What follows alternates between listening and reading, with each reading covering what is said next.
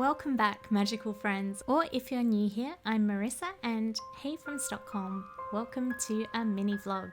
Today I want to take you with me to Witches. It's an exhibition at Historiska Museum in Stockholm.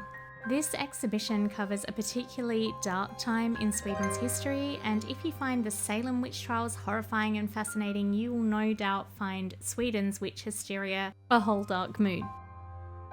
Between 1668 and 1676, nearly 300 women in Sweden were executed for witchcraft, and it's a heavy topic, but this exhibition, called Häxor, makes an effort to tell their stories while also discussing local traditions and superstitions, including those we maintain in Sweden to this day, and how fear and mass hysteria led to unjust laws and executions, and also how many of the accusations were later proven false when the accusers themselves admitted to making it all up.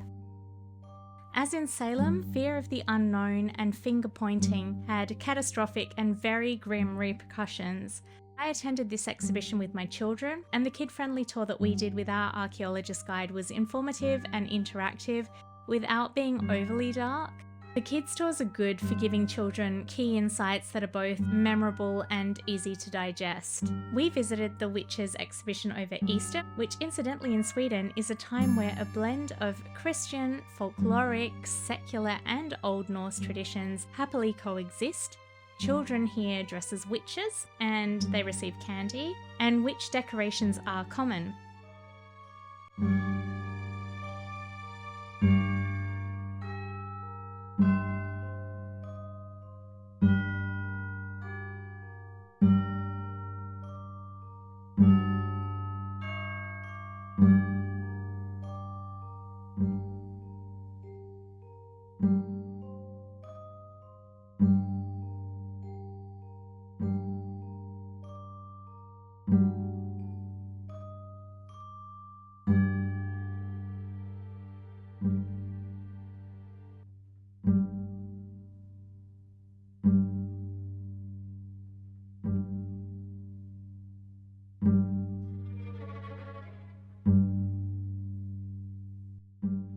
You'll find everything from religious relics to Viking weapons, artifacts from burial sites, treasures, and information on Norse mythology and deities at this museum.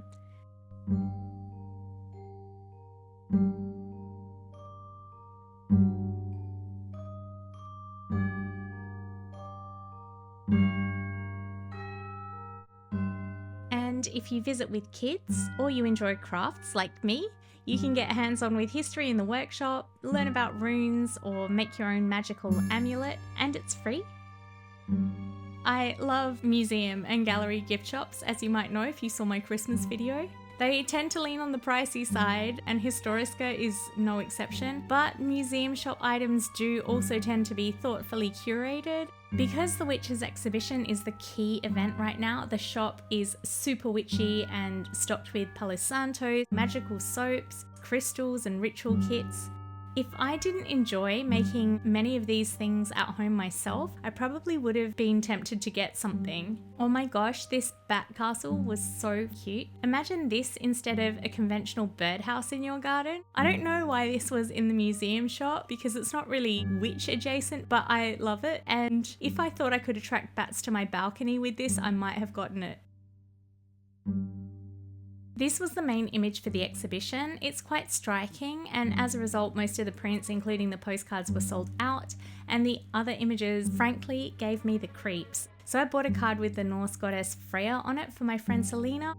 At Historiska they sell luxury teas and vegan organic chocolates from Cosmic Dealer, which looked awesome, but they were not cheap. There were lots of books on witchcraft from a historical perspective and a practical one. This was a cute article about who can call themselves a witch. I really liked these quills. They're both a little fancy yet minimalistic. Great colours too. I was considering these traditional sweets because I love that sort of thing.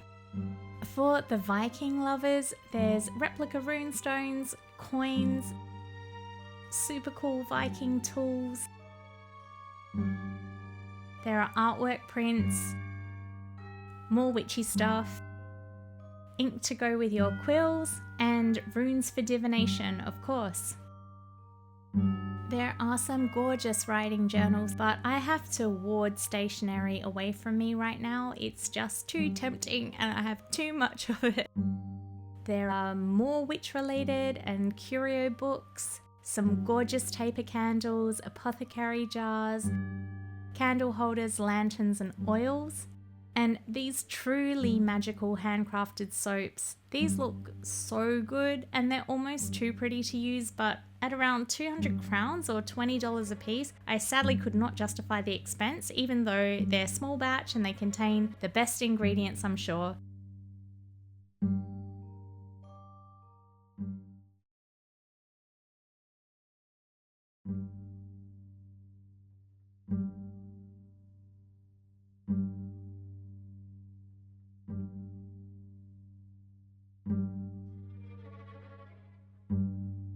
In the year of our Lord, 1668, Satan's rage is unleashed upon Sweden. Suddenly, women are accused of witchcraft and consorting with the devil. The king dispatches a witchcraft committee with the right to mete out the death penalty. Judgments fall, a spark that ignites the bonfires of the witches throughout the land. The great noise begins, and before it quiets, axes and pyres extinguish the lives of almost 300 women.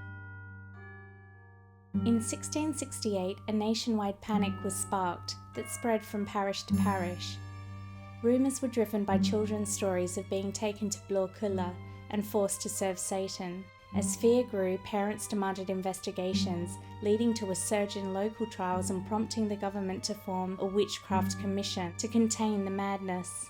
The turning point came on the 11th of September 1676, when one of the child witnesses admitted they'd lied in court. That confession caused the entire case against the witches to unravel, and other children followed, breaking down and revealing the truth that their testimonies were all lies. After nearly 300 women had already been executed, the Witchcraft Commission halted witch hunts nationwide.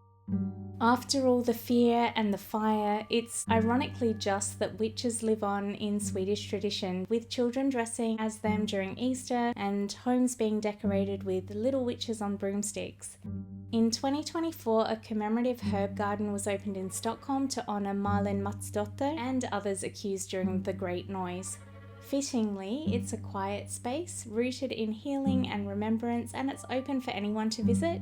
And on its opening day, it was commemorated by modern-day practicing witches.